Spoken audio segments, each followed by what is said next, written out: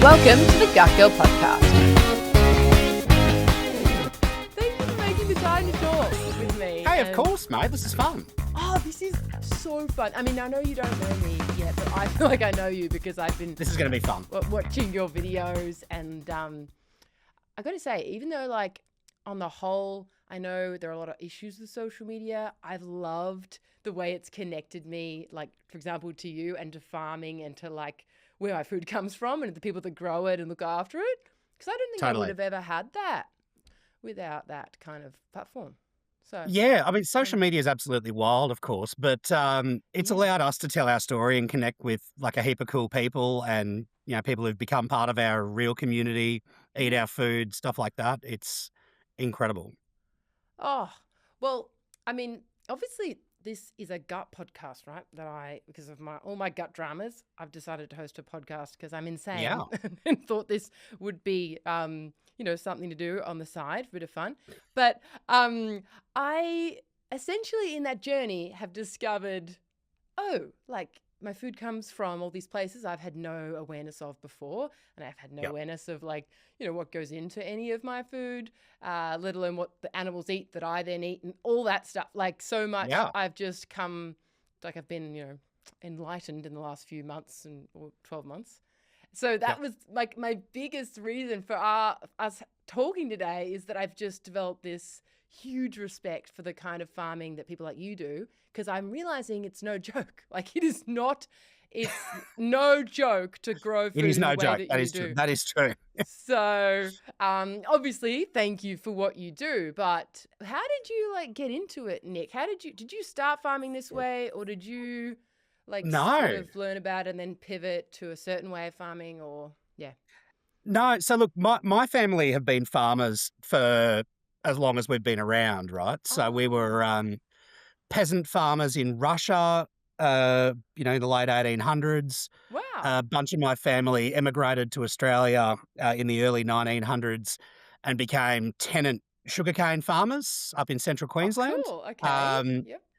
Another branch of the family are still broadacre sheep and crop farmers out in Western Queensland. Mm-hmm. So we've had all types of farming in our family forever. I grew up on a little hobby farm that my mother and her partner owned, because no generation of my family, going right back hundreds of years, has ever passed on the family farm to the next generation. Oh, right.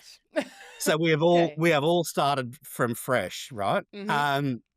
And so, I grew up on this little hobby farm and we managed that place very conventionally. Took all of the advice from, the people at the feed store, the, magazines, the bloody government extension agents that would give you advice at the time. So we used a heap of chemicals. Okay. We used a lot of mechanical methods.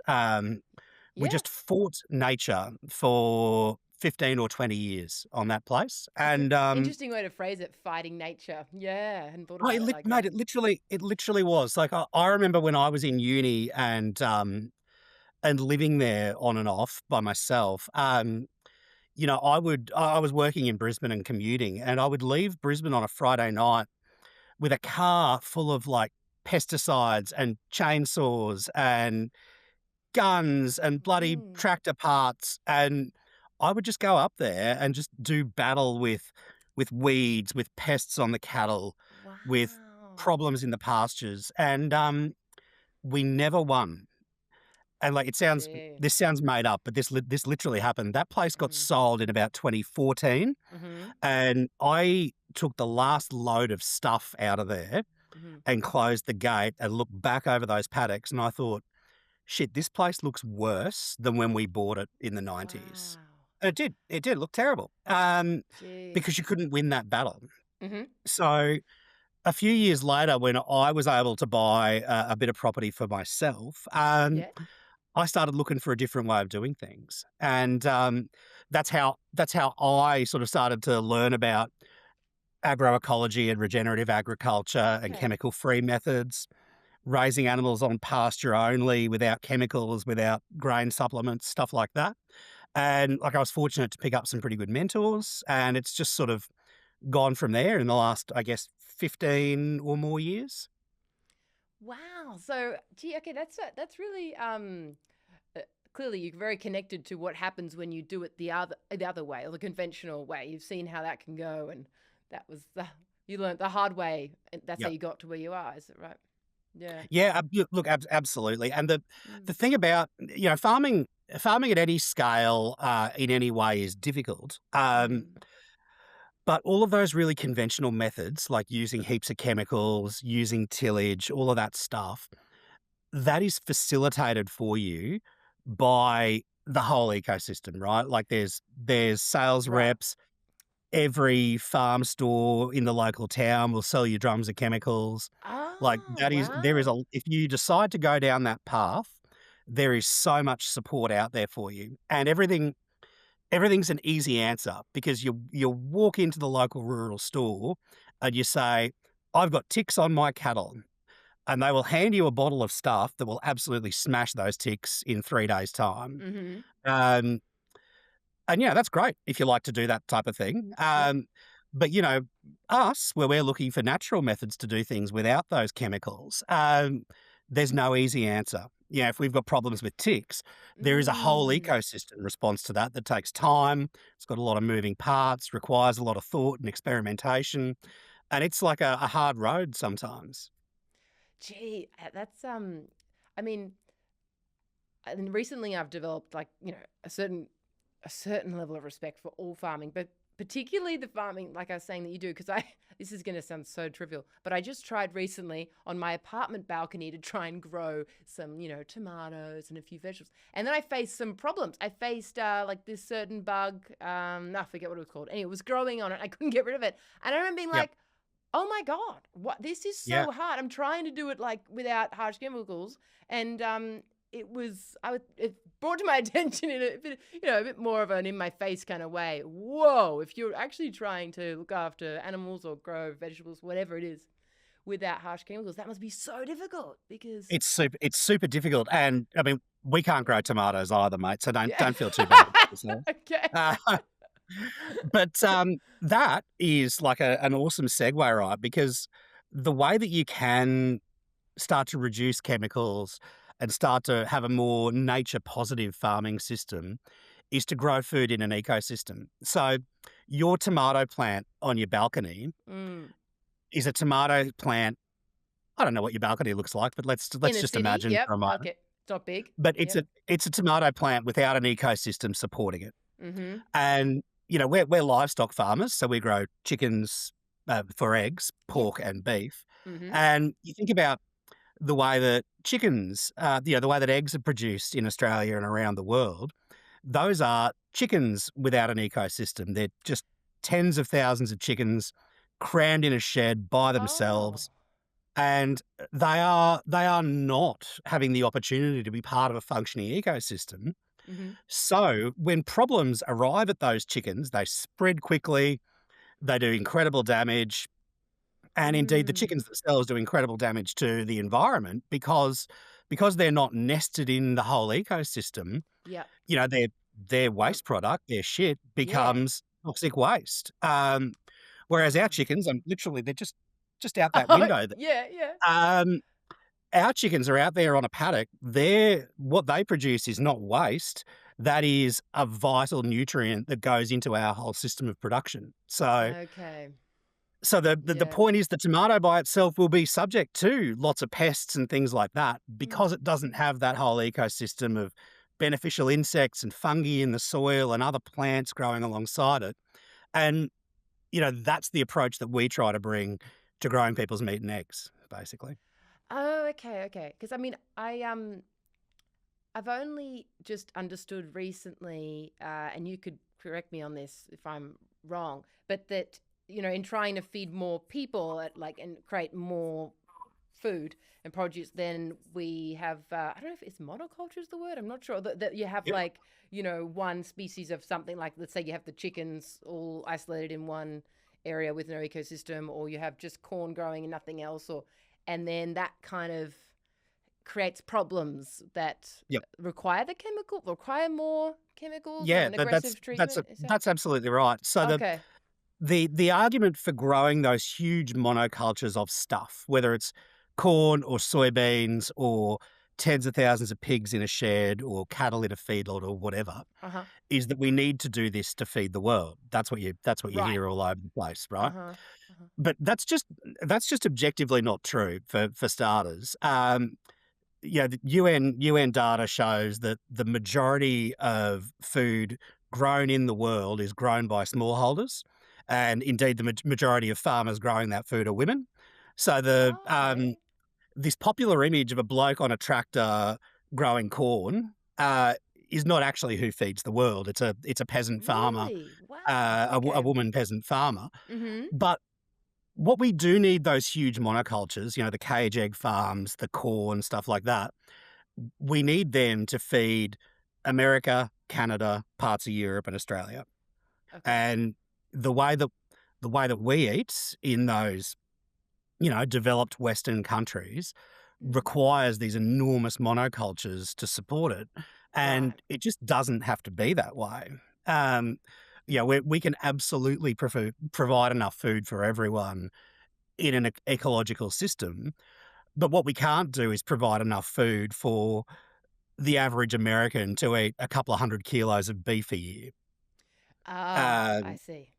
Mm-hmm. so Mm-mm. it would require change at all levels and an ecosystem view of change to actually bring that into line. Because I mean, I've read as well, on your website that it's not only about trying to help consumers like me understand more about the farmer, but also that the farmer's disconnected to some extent too from their ecosystem or understanding. So this is monocultures part of that they're kind Oh, of been yeah, encouraged to do it a certain way, and then they've ended up becoming more disconnected. absolutely, mate. Like disconnection experience by farmers is enormous, right? Yeah, I'm full time on the farm now, but in a Yeah. previous role, I, Mm. I, I had a job as an advocate for broadacre grain farmers in Queensland, and Okay. those guys work really hard. They use a Mm. lot of practices that I would never use here. They till a lot of soil, they spray a hell of a lot of chemicals and stuff like that. But they work really hard. They do Mm. extremely long hours. Their businesses are complex. Their farms are even more reliant on weather than most farms. That is a tough job. Yeah. And Gee. they do the best job they can all season long. Harvest comes in, your grain, your sorghum crop or your soybeans or whatever get augered onto a truck and disappear off your farm, and you have no idea what happened to them. You don't know Ah. whether they fed chickens, whether they got turned into tofu for someone in Melbourne to eat. You've got Wow. no Okay. connection. You're completely disconnected from the fact that you are actually growing food. You're just producing stuff like you work in a factory. Wow, that's And interesting. I hadn't thought I about the couldn't do it. farmer being disconnected as well from the Yeah. consumer in that way. Oh, Yeah, absolutely. oh, okay. Absolutely. And I mean, I couldn't do that. I couldn't work as hard as I do Mm. just to send produce off into some anonymous supply chain. Like, I feel incredibly fortunate that I get to know almost all of the people who eat our food, which is, Hmm. which is an incredible privilege for a farmer. Yeah, gee, I mean, because I think that if anyone listening is like me a few months ago and has no idea what I mean, is that the right word? Regenerative farming, or if you're going to kind of call it something that's different from the mainstream, is that Yep. what it's called? Yeah. So, look, Okay. regenerative agriculture is a pretty widely used term. Okay. Um, the way I tend to refer to what we do is agroecology. Uh, Okay.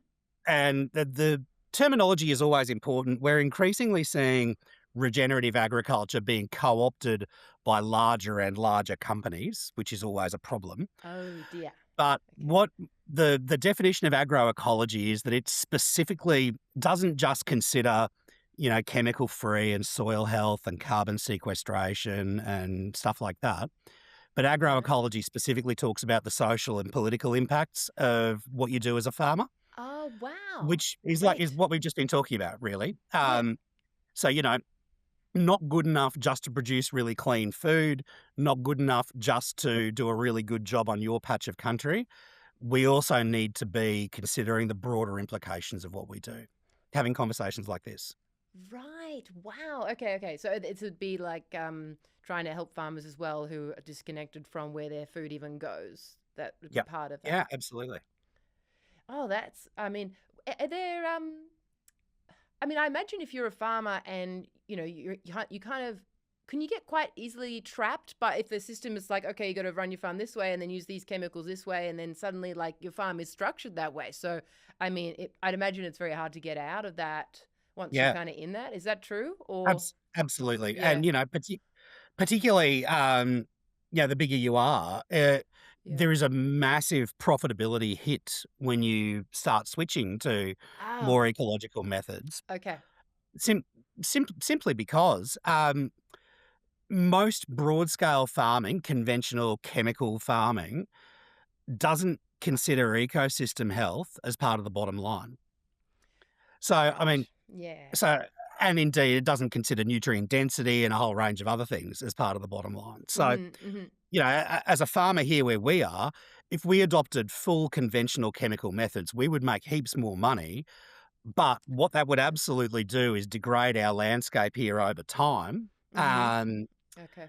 but that doesn't worry you because you're getting paid. Yeah. So making that change is really difficult. But the problem is going to be that you can't keep mining country forever. Like Mm-hmm. you reach a crisis point Mm. eventually, and that's going to be really hard for folks when we do get to those points. And I don't think that most people, like, I mean, well, not in my circle anyway, actually even know what your average animal would go through, like what your average pig life would be or average cow's life is, even just from an ethical standpoint, let alone what you ingest then if they ingest all that hormones or whatever happens to them. I don't really know exactly, to be honest. But Yeah, could you mate, and help? Yeah, could we talk about that we actually? keep that Because we keep mm. that secret, right? Because Oh, true. because you don't want to know how a Mm. pig is raised that produces the bacon you buy in the supermarket. Ah, Um, like, okay. Yeah, that I makes mean, I could sense. I could tell you right now, but it's a straight up harrowing story. Oh, okay. So that's why it's Uh, so we just don't know. It's not because people aren't interested yeah, to know. It's just we're actively maybe not yeah, told. you are that Yeah. story is actively kept from you. Yeah. Mm. Except when the factory system needs to throw you a treat. You would have heard sow stall free bacon that Coles Ah, advertises at the moment. We are okay. we are higher ethics because we are sow stall free. Now, I Mm. mean, sow stalls are a horrific contraption that they put pregnant female pigs in. Okay. And it's good. It's good that their bacon is sow stall free, Mm. but if that assurance is giving you a picture of a really well-treated, Yes. happy pig, that is not what is occurring out there. So, No. and that's why, again, like, we were talking about social media earlier. That's why transparency is really important to us as farmers because, Mm. I could tell you anything about Mm. how great our farm is, but Yeah. what I want to be able to do is have a level of connection with the people who eat our food Mm-hmm. where they feel assured that we're doing a good job and we're producing food that they're happy to eat. Um, Yep. so yeah, it's about that. It's about that relationship. It's about explaining things. It's about that conversation. And the conventional factory industrial food system does not want that connection. Okay, that makes sense. That connection would be yeah, it would mean you'd stop buying obviously the food. So, yeah. Oh yeah, mate. I mean, like if you had to see the way the pigs and chickens are raised, like if you had to go to one of those places to pick up your pork chops or your Mm. eggs, Mm-hmm. you wouldn't eat it. You Mm. straight up wouldn't eat it. Um, Yeah. so yeah, that's it suits the system to keep that from you, I guess. That makes sense then why it is such an uphill battle to connect the consumer to the farmer.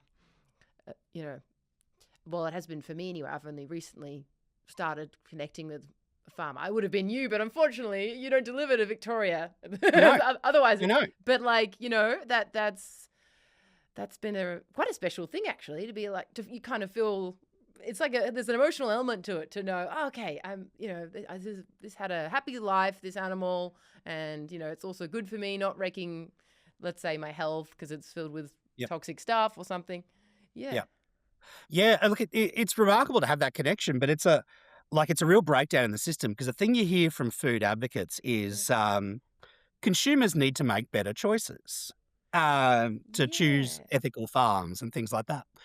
And that's true. Like people ought to make ethical choices. That's a great thing to do.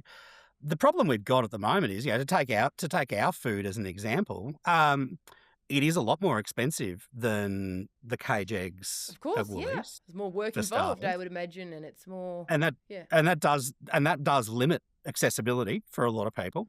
Hmm. But the second is, like, it's easier to buy cocaine than pasture-raised pork. Really? That Okay. there wouldn't be 25 genuine pasture-raised piggeries like ours in Australia, right? Wow.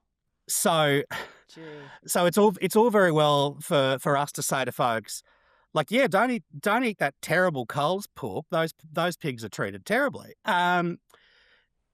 There's not currently a system where everyone can switch to ethical pork. So Yes. again, like, these things require big systemic change to fix the problem, rather than just like looking down your nose at the person who picks up cage eggs in Woolies. Mm, So mm. yeah, so it's interesting. It's interesting to talk about this stuff because it's not commonly in the discourse. Like, people are not talking about this. No, I didn't even know. Like, I didn't even know. I mean, it could just be me, and I could be sort of, just a particularly shameful example. But I didn't know what organic, for example, meant. Couldn't have known what regenerative farming meant. That was a whole other extension Yep. of my learning. But yeah, I had no idea. I just never even questioned it. I was like, well, that's weird. Why would you buy that's like more expensive? I don't really understand. Okay, I just buy the normal fruit and veg. I wouldn't even have thought, because no Yeah. one. It's not really. I don't know. You don't learn at school, I suppose, or anything about the No, difference no, between all you, this. you you don't, and you really, and people, like, a lot of our customers have got a story like yours where Mm, mm. it's a particular issue with their health at some Yeah. point has led Right. them on a journey to seeking out better food. And it's kind of Mm. unfortunate that we've got to get to that point, right? But Yes. Yes. yeah, look, I mean, there's been any number of studies done on the nutrient density of food produced in conventional factory farming systems and food produced in agroecological systems, and Mm. like, Okay. it is better for you. There are less or no chemical residues. There's a whole range of Fantastic. benefits, but Yeah. people are busy enough. No one is out there seeking out this information Yeah. until there's an issue. That's it. And also, like, when you kind of then start to learn about it, like as I am now, I don't even know, is there like, what's the word? Like, can anyone call themselves regeneratively farmed Yep. farmers? Or how does that work in terms of you then going to find a farmer that, does do things the way you want them to be done ethically and not Yeah. good for your health Oh, and that mate, sort of thing? How do you? that's an absolute minefield because Okay. it's a completely unregulated space here in Australia. Right. So I mean, Bugger. the Mm. the most easily defined one is organic produce. Okay. Um, so a credible definition of organic is someone who has gone out and had their farm certified as organic by Right. ACO or one of the other organisations, and they've got that certified organic stamp on their produce. Okay. But I can call our farm organic. I can put organic on our labels Right. without that certification, Mhm. and there is nothing preventing me from doing that.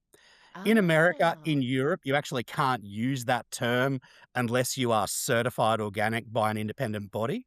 Wow. I had no idea Yeah. that. Gee, that's Yeah, interesting. and so Yeah. so that's why the organics industry will always say certified organic rather than just organic. Right. Um, And for but people that there's don't know, sorry to cut you off, Yeah, Nick. you For go. people that don't know, what would be defined as organic? What's involved Well, in even like getting that this is little a tick, yeah, that little? this is a fascinating one. And look, what a Yeah. couple of our really close friends are certified organic farmers. We Oh, are not okay. certified organic, and Yeah. I always love having this debate with them. Yeah. Yeah. Um, so certified organic is a guarantee that no chemicals have been used in the production of your food.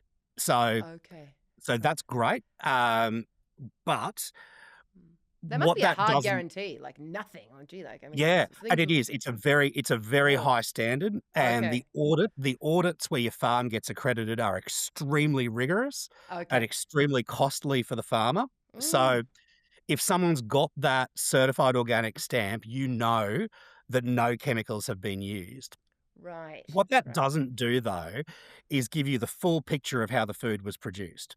Um, the best Oh. example I've got from my industry, which is egg production, Mm-hmm. is you can buy a certified organic free range egg where the chicken that was raised at, sorry, I should take a step back. Free range, Okay.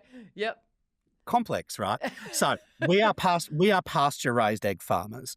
Our chickens are out on grass 24/7 in mobile sheds that Mm-hmm. get moved regularly to fresh grass Oh, so that they can lovely. participate in the ecosystem out here. Okay.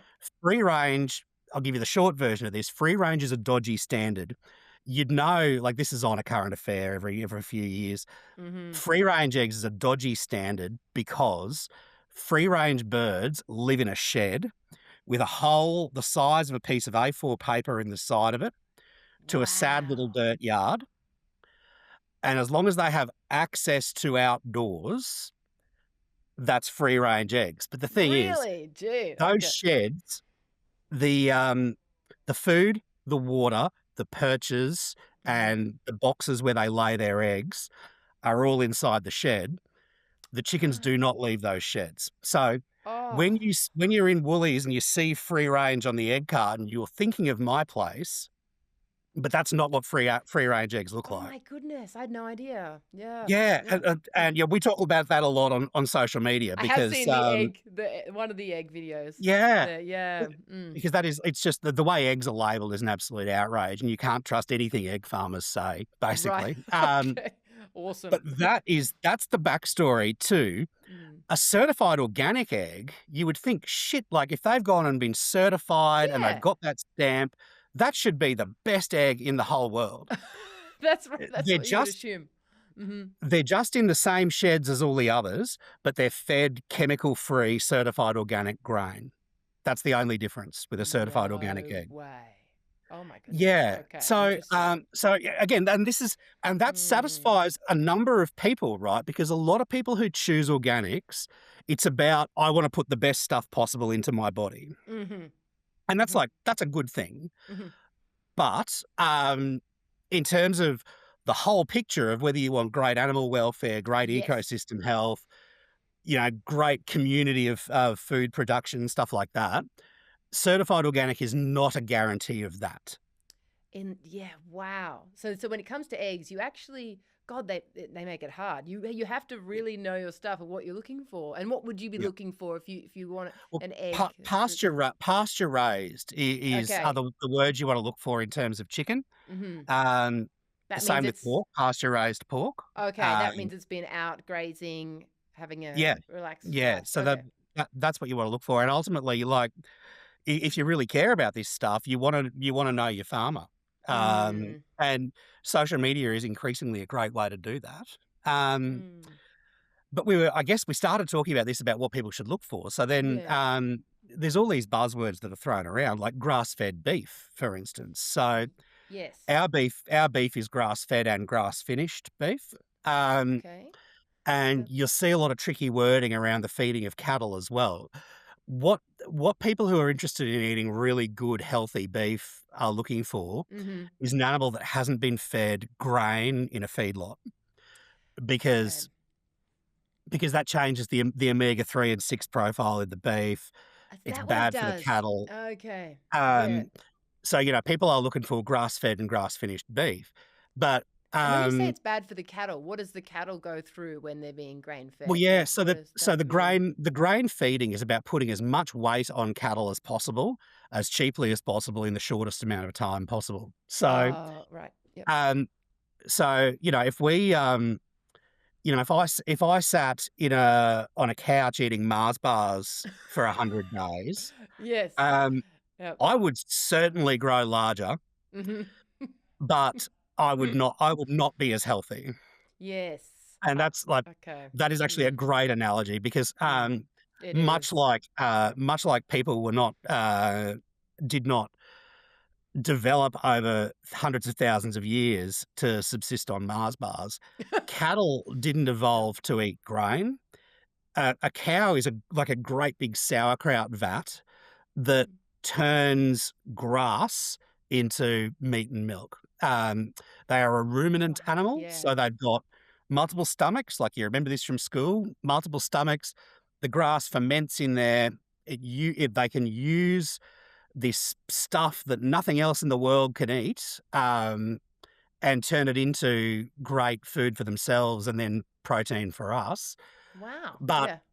I didn't what go to the we're right what school. I didn't learn about that. Yeah. Oh, yeah, right, yeah, Yeah. ruminants, Mm. seven stomachs, mate. Gee. Wow. Wow. So, that's the superpower of the cow, that it can turn grass into milk and meat. That's But fascinating. somewhere Gosh. along the way, we worked out that you could feed them cheap corn, Mm-hmm. and put weight on them very fast, and, that is now what we do.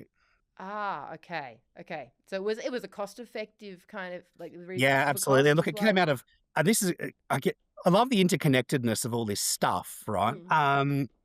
It's like that meme with all the red strings. My Yes. conspiracy theories. These aren't conspiracy theories. No, this is real. This These are is just real. things that exist. Yes. We talked before about needing those monocultures, factory industrial agriculture to feed the world. Uh-huh. The reason we started feeding corn to cattle is actually because in America they grew so much government subsidized cheap corn, Mm. they needed to do something with it. So Oh. it gets corn gets turned into ethanol to power cars and into grain to feed cattle, which allows us to continue to grow heaps of corn and pay those farmers, and the circle keeps Right. turning. Okay. So Mm. yeah, so again, people who are wanting beef grown in an ecosystem are looking for grass fed and grass finished beef, but all beef is grass fed at some point in its life. Um, Here we so go. Yes. so if you just see grass fed, that might not be enough because it might still have spent the last 100 to 300 days of its life at a feedlot eating grain. Which Mm-hmm. is why we refer to ourselves as grass fed and grass finished, because they're on grass their entire lives without any grain. Mm-hmm. Okay, that makes a lot of sense. Yeah. Again, you've got to know what you've got to know what you're looking for with meat. Yeah, Grass and you fed, got to grass and you got to finished. know who to trust in terms of who's giving you that information. So Yeah. Hence why knowing the again, like farmers. a So great opportunity to form that relationship with a farmer so that you can yeah. satisfy yourself that you're not being bullshitted. Mm.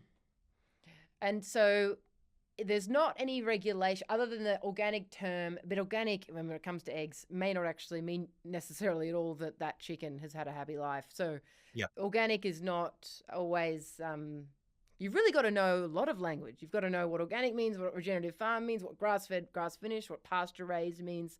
Yeah. Would those be like the key terms when you think about what you look for when you're trying to Yeah, understand? absolutely. Okay. Those would be, I mean, people also talk about spray free. Oh, okay. Things like that. Yep, So, yep, yep. so yeah, those are all terms you look for. Mm-hmm. Mm-hmm. And if there are particular things that you're interested in, that's the rabbit hole you should dive down. I mean, Right. we have people who buy our produce Yeah. because we are a producer that coexists with dingoes, for instance. So they are people who Wow. put a high priority on ecosystem function, and that's Hmm. why they support us. So yeah, Gee. there's a million different ways that people approach this. Mm-hmm. Mm-hmm. It's just about having that conversation, really. And when you talk about ecosystem function, I feel like that would be, I would love to understand that a bit more in terms of, okay, I'm getting a sense of what your average farm looks like a bit more, in terms of the monocultures, and often, the animals crammed in horrible conditions to pump Yeah. out a lot of produce. But when you're doing farming the way that you do, when you're prioritizing the ecosystem, what does that sort of involve in terms of the work that's then required from you? I mean, that's probably hard to put in layman's Yeah, well, terms, but like, it's kind of a big question, but like yeah, just to sort of like take you on a tour of this joint. So yeah. we've got about 350 acres here, Oh and wow. Mm-hmm. it's been it was colonized super early. So this was first farmed in the 1850s, Oh, okay. which is Yeah. early for Wow. Queensland, and it's been It's been a beef cattle farm. It's been a dairy farm. It's been logged at one point. Mm-hmm. It's produced hay. And we bought it only a couple of years ago now. Mm-hmm. Mm-hmm. But what we do here is that we've got chickens in mobile sheds that move constantly around the landscape, and they're scratching in the paddocks and they're depositing high nitrogen manure. They're scratching through cow pats and eating bugs and insects, which reduces the parasite load on the cattle. So they Oh. are really symbiotic with the rest of the animals here rather than locked away in a shed by themselves. So thinking about the chickens there just for a sec, I mean, that's Yeah. fascinating. So the chickens, the way that they, like when they poo and when they pick at the soil, Yep. they're doing something that actually then benefits the cows, are you saying? Yeah, absolutely, mate. Okay. Yeah. And because they're moving around the landscape constantly, they're not Uh-huh. concentrating that in any one particular area. Right. So they are, I guess, mimicking a flock of wild birds that might follow a herd of cattle Ah. around. Okay. Yep. And And if then your the eggs chickens, are like a cool byproduct of that, essentially. yeah. And then, yeah, and so that's amazing for the chickens. And Mm-hmm. then the cattle also, we use electric fences to put the cattle in relatively small areas for short periods of time. So Okay. they act like a migrating herd of wildebeest in Africa, right? They're in a dense mob. Mm-hmm. They eat and trample and crap on everything, and then they move on. And Great. they don't Yeah. come back to that spot for at least 100 days, sometimes for more than a Wow. year. And we control that with electric fences. And what that does is that rapid eating and trampling of the organic matter into the soil Mm. incorporates organic matter into the soil and builds soil carbon, which is sequestering carbon out of the atmosphere. The grasses, through photosynthesis, have taken carbon out of the atmosphere Mm-hmm. and we're putting it into the ground. Mm-hmm. So we are really contributing positively to a carbon cycle with that Wow. and building the health of the soil, the depth of the plant roots and things like that. Mm-hmm. Mm-hmm. And then our pigs also have their, I guess, nested ecosystem function, which is pigs are really great at moving the ecology of a particular bit of land really quickly. So they'll go in and they'll root up weeds and they'll turn the soil over, Oh. and they'll also leave really high nitrogen manure behind. And then we move them on and different species of grass grow behind them. And our job as the farmers is just to make sure everyone's in the right place at the right time, basically. Gee, you know And what? then, Yeah. It's a lot yeah, and then involved. Yeah. that whole dance, Mm. because we're Mm. not out there killing insects with sprays on the cattle, Mm-hmm. things like that. Mm-hmm. We've got really healthy bird populations. I mean, we are Oh, up over 100 species of birds here on the farm that's now, fantastic. Wow. which is Yeah. really incredible, and they're all Mm. playing their role as well. I mean, in summer, in fly season, we have thousands of swallows coming through and picking up flies and keeping the cattle healthy. Oh, And then because we've yeah. got that, and again, because we're not out, doing anything really heavy in the ecosystem, we've Mm. also got heaps of native wildlife here. Like, we've got kangaroos and possums and gliders and wallabies and dingoes, and they are all coexisting with food production. Whereas I think, a lot of what we see in terms of criticism of farming wrecking Mm. nature, because a lot of farming does wreck nature, Mm-hmm. we've got this mindset that we can either grow food or have ecology. You can't do both in the same place at the same time. And we're out there proving that's not always the case. Yes. Gee, it seems like a lot of things can coexist, and it's just, well, I can see why people don't do it. In that, when I hear you talk, I'm like, oh my God, I should be paying more than I'm paying for this kind of food. I mean, this is a lot of work that goes It is, into. yeah. Look, it absolutely Mm. is a lot of work. Mm. There are some advantages. I mean, Mm. because we avoid a lot of chemical use, we are a low input farm, so we Oh, don't spend okay. as much money on some of that stuff as other farmers do. Oh, But okay. what Mm. we spend all of our money on is labour, Yeah, I because bet that makes sense. Yeah. the way we avoid those industrial systems is by investing in people, and Mm. and people manage that landscape. And, I mean, this farm, 350 acres, I guess sounds like a lot of country, but it's not in the context of where we live. Oh, okay. Um, Right. and this farm now employs Bridie and I, my wife, full Yep. time, Hmm. and two other people locally part time. The last time this farm employed 4 humans would have been about 1930, I reckon, when it was a dairy farm. No way. So Wow. so Mm. sure, we don't use a lot of chemicals, so we're not sending money to Monsanto and Yeah. to other chemical Mm. companies. Hmm. But what we're doing is investing in the landscape and investing in local people, which we think is like a much better thing to be doing, basically. Yes.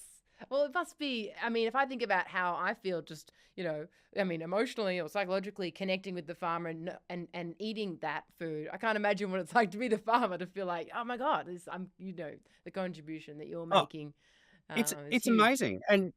I mean, food can change people's lives in a whole bunch of different ways. But Oh. if I'd love to be so ambitious as to say if everyone in my region grew food the way we do, Mm. but even if another 20 farmers in my region grew food the way that we do, Mm-hmm. that would be hundreds of local people back on the land, not having to leave our little rural community to get jobs when they graduate high school and stuff like that. Oh yeah, I mean, absolutely. we could Mm. this type of farming, can not just do really cool things for animal welfare, really cool things for the health of the people that eat the food, but it can do really cool things for our rural community as well. Mm. Uh, it's so exciting. It's so exciting. It is so exciting, and I guess that's why feel very, very lucky to have had you on the podcast and for us to be able to talk, because I think that it's well, I don't know if it's an intimidating thing at times to kind of go against the status quo, or you've been a huge advocate. Like, you're just like, no, I'm just, fuck it, I'm gonna say how it is, and I'm gonna advocate for what we need and change in farming. And it's a beautiful thing what you're doing. And I don't know if it was intimidating to do it first, or if you're like, no, I don't care, I'll just, yeah. Yeah, I mean, I I knew that there was no conventional farming path to me being a full-time farmer, right? So, Yep. like, I guess, Mm. I was telling someone this the other day. It's an in-joke I've shared with other farmers, but, Okay. my farming dream was not to be out on a tractor dragging chicken caravans around and chasing loose pigs and stuff like that. Okay. My farming dream as a kid was like more like Yellowstone, right? Like I'd have a big herd of Ah, cattle and I'd get on a yeah. horse of a morning and just ride out and look at them and then like Yep. ride back to lunch. Um, and like that's cool and all, but in 2026, unless you inherited an enormous family farm with no mortgage, Mm. you actually can't do that for a living. Yep. That's not a path. That's not a path for you. So Mm. I feel really lucky that we've found this like direct to consumer, community based, mixed species farm that has given us an opportunity to be full time farmers. But Mhm. yeah, it wasn't always my dream with that. And Yes. I love sharing that type of story because I think a lot of people want to be more involved in farming. A lot of city people want to move to a country life. Yes. And Myself we've got to be included. realistic with them about the amount of work involved, but that there are Mm. pathways to do it. Mm. I mean, so if I'm thinking about, you know, how if the average person, like me a few months ago, listening, going, all right, well then, what do I need to do to support farmers like you more, and also what kind of do I need to look out for? Well, I'm thinking, okay, well, the words to look out for we've talked about.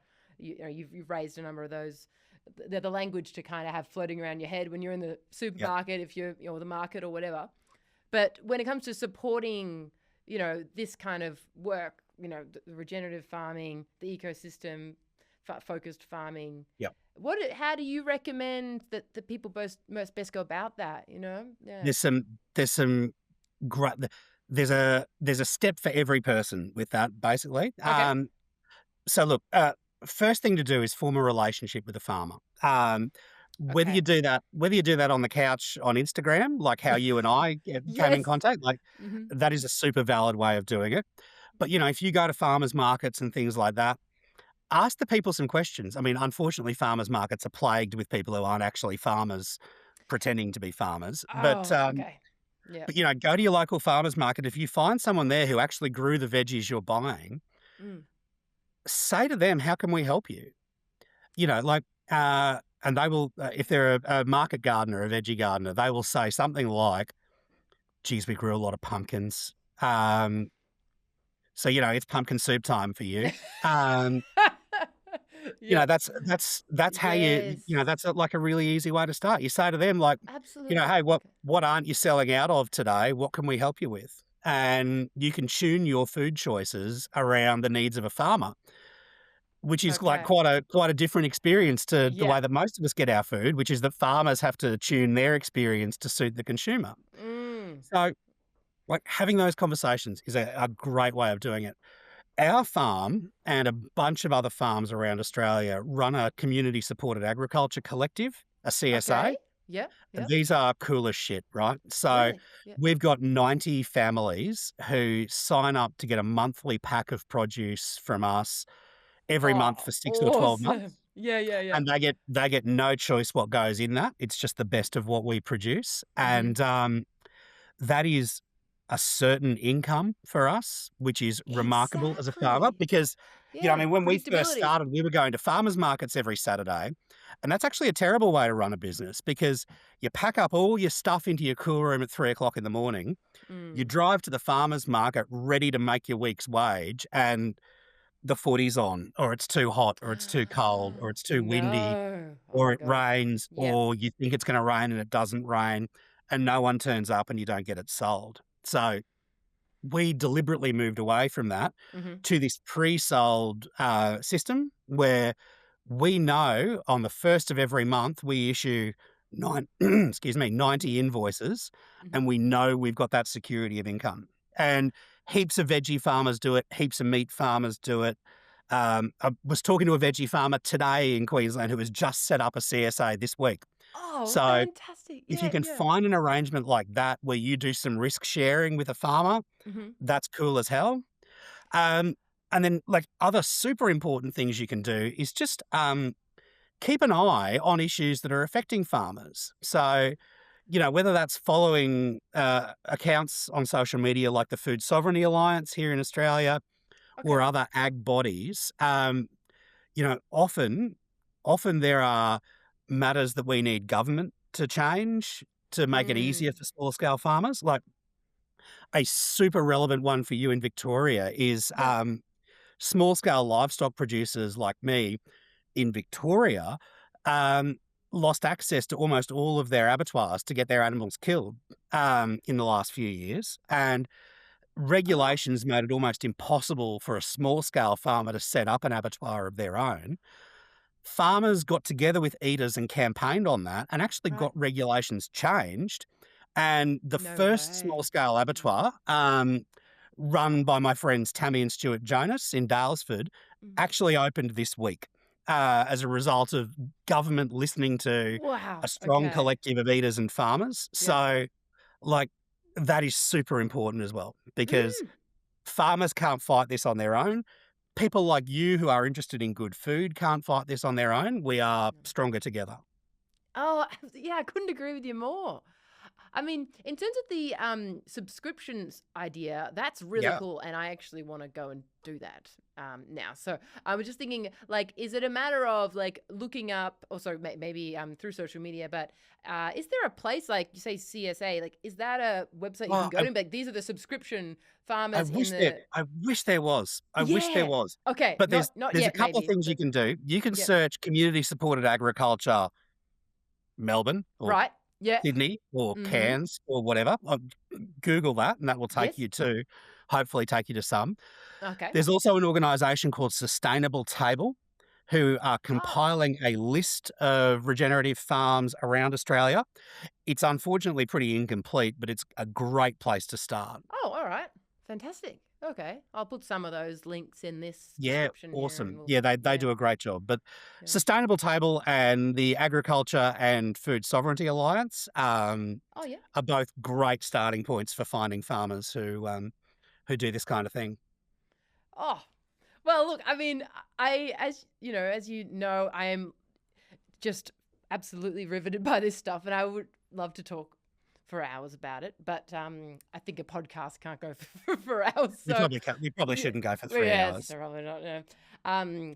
So I do just want to thank you again, like for being so, incredibly informative. I've learned a great deal, I got to tell you, but just being so open and for your advocacy, for the work that you're doing. For me personally, like with my gut health dramas, knowing what's in my food, and ultimately that then taking me down the path of going, oh, I would like to know how the animals treated as well. Oh gosh, hold on. So this has been a really wonderful thing for me to know that farmers like you exist, and to be able to talk today and help other people know about the fact that you exist and how important this work is, Oh, I really appreciate the opportunity, mate. I mean, Yeah. we kind of we're coming to the end, and we barely even touched on like the gut health implications of all of this. But look, I mean, I think people know really intuitively, right, that if the animals they're eating led a good life, they are likely to produce high quality food for us to eat. So, Right. like, it's absolutely connected. And, there's Mm. not only do we know that in our guts, but there is heaps of good science on that. So it's such a relevant conversation for us to be having today, I reckon. Absolutely. Yeah. Well, I mean, sadly, we'll finish our episode together. But I just want to say thanks again coming on, Nick, and making the time. You're a busy man. I have no doubt about it. Like, this is huge for you to take an hour out of your day to talk on this. It's always got time to talk to great people like you, mate. I really appreciate the invites. It's been fun. Of course. That's a wrap for today's episode of the Gut Girl podcast. Thanks for listening. See you next time as we learn more real-world strategies for gut health, one bite at a time. If you want to keep learning more outside the podcast episode, head to the Gut Girl podcast resources page, where you can discover more about your gut and all that it connects to. Everything you've heard today is for educational and entertainment purposes only, and is not a substitute for professional medical or psychological care. While I am a registered psychologist, this podcast is not providing psychological services. Always seek medical advice from your qualified healthcare professional before making any changes to your diet, medications, or treatment plan. I do not necessarily endorse all the views and statements of podcast guests, and myself and the guests are not aware of your individual circumstances. Any advice given is general in nature.